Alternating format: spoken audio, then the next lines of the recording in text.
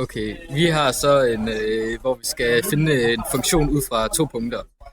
Og først så skal vi finde a med funktionen a er lige med log til x2 minus x1, og dividere det med log til y2 minus y1. Og det har vi så gjort, og sat de rigtige tal ind der, hvor de skal være, og det giver så 1,1980061.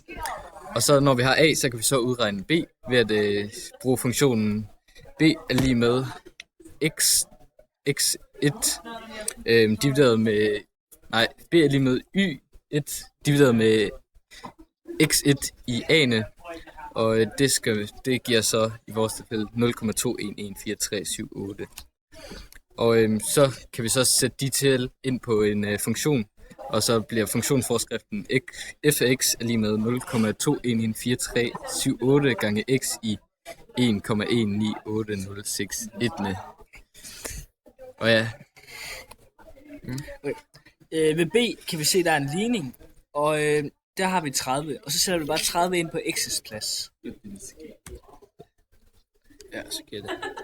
Okay, og det giver 30 er lige med 12,4412.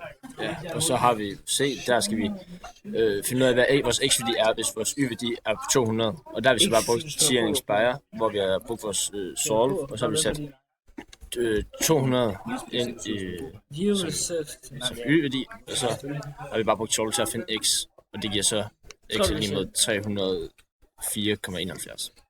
Okay, så skal vi så bruge vores funktionsforskrift.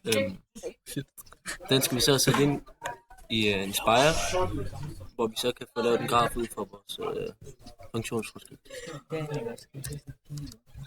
Den sætter sådan her. Det er Martin, der kigger på os. Jeg håber, I har hørt det. Hey, skal vi ikke lave en ny en?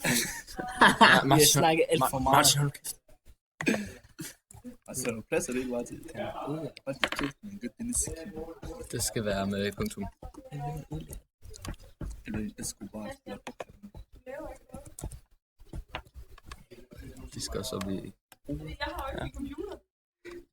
Hvad er det? Ja. Fantastisk.